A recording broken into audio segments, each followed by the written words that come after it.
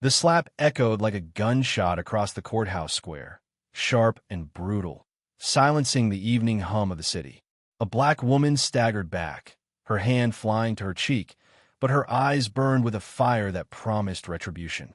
Officer Daniel Hargrove's palm still stung as he glared at her, his chest heaving with self-righteous fury. He'd seen her kind before her, so he thought, mouthy, defiant, always pushing back against authority. The crowd around them gasped, phones already out, capturing the scene in the fading light. Hargrove didn't care. He was the law here, and this woman, with her sharp blazer and sharper tongue, had dared to challenge him.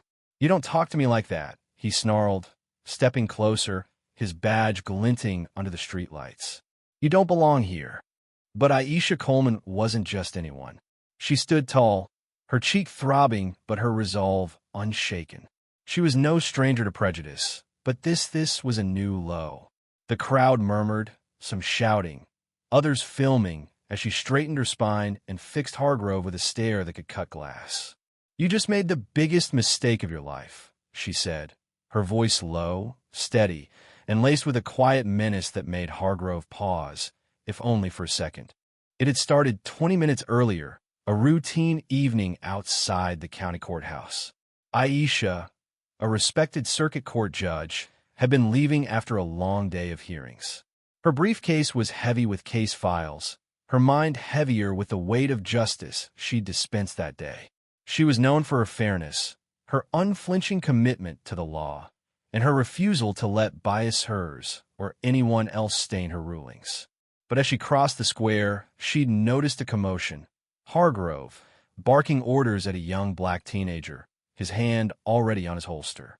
The boy, no older than 16, looked terrified, his backpack slung low as Hargrove demanded to see his ID. Aisha's instincts kicked in. She'd seen this scene too many times, profiling dressed up as policing. She approached calm but firm. "Officer, what's the issue here?" she asked, her tone professional but carrying the weight of her authority. Hargrove barely glanced at her. "Mind your business, lady," he snapped, his eyes flicking over her dark skin and tailored suit with a dismissive sneer. To him, she was just another face in the crowd, another black person stepping out of line.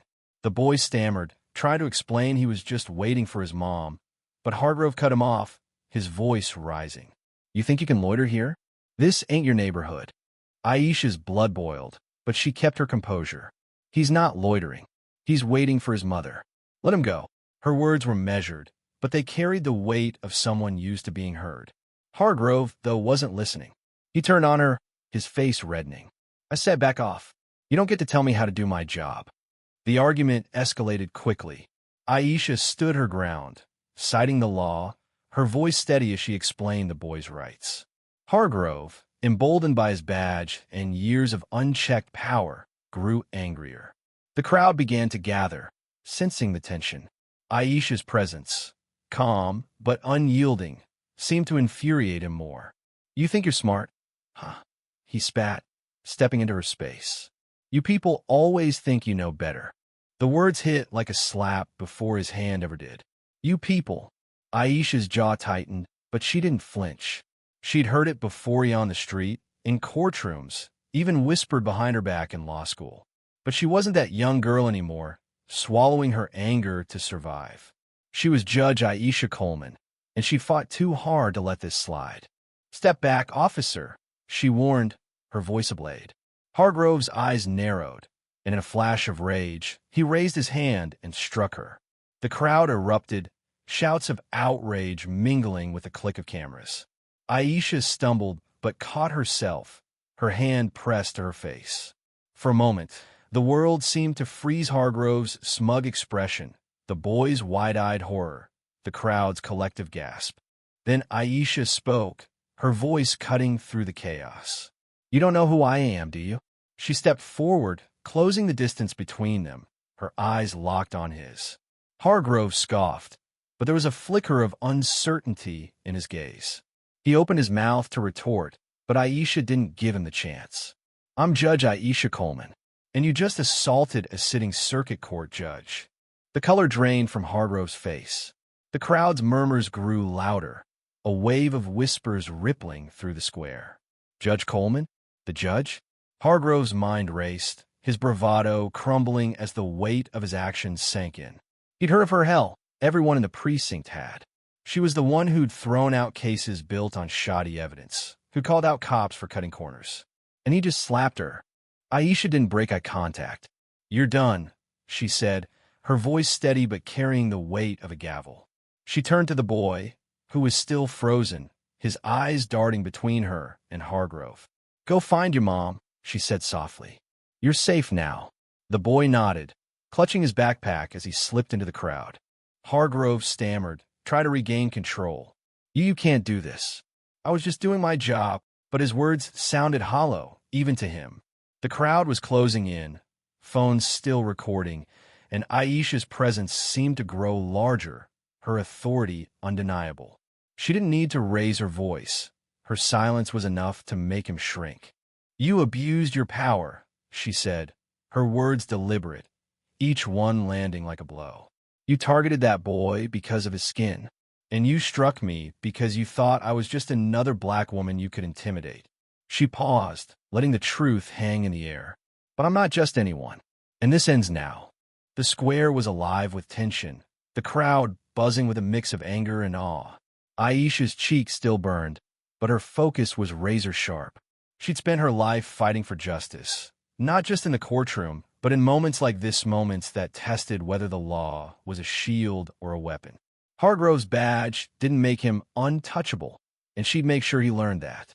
As sirens wailed in the distance, signaling the arrival of Hargrove's colleagues, Aisha turned to the crowd. "This isn't just about me," she said, her voice carrying across the square. "This is about every person who's been profiled, harassed, or hurt because of who they are. We don't stay silent anymore."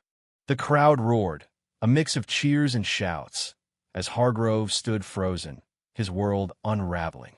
Aisha's words weren't just for him, they were for everyone watching, everyone who'd ever felt the sting of prejudice. She wasn't just a judge, she was a symbol of resistance, a beacon for those who'd been told they didn't belong. The sirens grew louder, cutting through the charged air of the courthouse square. Officer Daniel Hargrove's hands trembled as he realized the gravity of his mistake, but he clung to a fragile hope that his badge would shield him. Aisha Coleman, however, stood unwavering, her cheeks still stinging but her resolve forged in steel. The crowd's energy pulsed around her, a living testament to the reckoning she'd sparked. This wasn't just her fight, it was theirs too. Two officers arrived, their expressions shifting from confusion to unease as they took in the scene. One, a younger man named Officer Ruiz, recognized Aisha immediately. "Judge Coleman?" he asked, his voice tinged with disbelief. She nodded, her gaze never leaving Hargrove. "This officer assaulted me," she said, her tone calm but unyielding, "and he was harassing a minor without cause. I want him detained." Hargrove's face twisted in desperation. "She provoked me," he shouted, pointing at Aisha. She interfered with an arrest, but his words fell flat, drowned out by the crowd's growing anger. Phones were still rolling, capturing every second of his unraveling. Ruiz hesitated, glancing at his partner, who looked equally torn.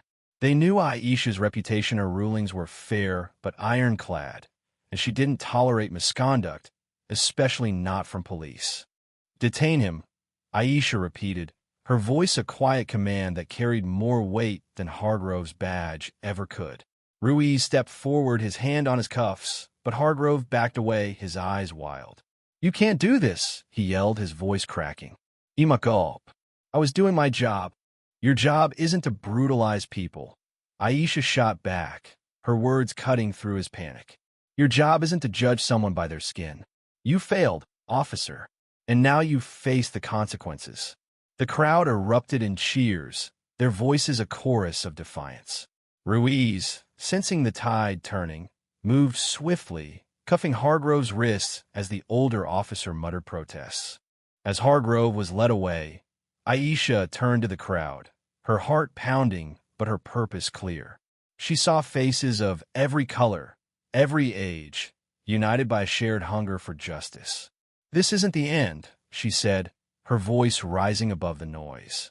What happened here happens every day in street corners, in neighborhoods, to people who don't have a title like mine. We stop it by standing together, by holding power accountable. Her words struck a chord, and the crowd's cheers grew louder, a wave of solidarity washing over the square. Aisha's mind flashed back to her own past growing up in a neighborhood where cops like Hargrove were a daily threat, where her mother taught her to keep her head down but her heart strong. She'd clawed her way to the bench, not just for herself, but for every kid like that boy, every person who'd been told they were less than. This moment wasn't just about her, it was about them. The next morning, the story was everywhere. News outlets ran the footage, headlines screaming, "Racist cop slaps judge in shocking confrontation." Social media exploded, with justice for Aisha trending nationwide. The boy, whose name was Jamal, came forward with his mother, thanking Aisha publicly. "She saved me," he said in a shaky interview, his eyes still wide with the memory of Hargrove's aggression. Aisha watched the coverage from her chambers, her cheeks still bruised, but her spirit unbroken. Hargrove's career was over. The department suspended him pending investigation, but the evidence was undeniable: dozens of videos, hundreds of witnesses. Aisha knew the system wasn't perfect. She'd seen too many cases where justice slipped through the cracks. But this time, the truth was too loud to ignore. She filed a formal complaint, not just for herself, but for Jamal, for the countless others who'd faced Hargrove's wrath without a voice. In the weeks that followed, Aisha became a reluctant symbol. Protests swelled, demanding police reform, and her name was chanted in cities she'd never visited. She didn't want the spotlight, she wanted change. In court, she doubled down, scrutinizing every case with renewed vigor, calling out bias wherever she saw it. Her colleagues, some of whom had once whispered about her activism, now listened. The system wasn't broken. She told herself it was built this way, and only people like her, like Jamal, like the crowd in the square, could rebuild it. One evening, as she left the courthouse, Jamal's mother approached her, tears in her eyes. "You didn't have to step in," she said, her voice trembling. "But you did. You gave my son a chance." Aisha hugged her, feeling the weight of their shared struggle. "We're all in this together," she said softly. "And we're not done yet." The square was quiet now, the chaos of that night a fading echo. But Aisha knew the fight was far from over. Every day, she carried the memory of Hargrove's slapknot as a wound, but as a reminder. Justice wasn't a title or a robe. It was a choice, a stand, a fire that burned in the face of hate. And as long as she had breath, she'd keep that fire alive. Thank you for listening. If you find it interesting, please like and subscribe to follow the next stories.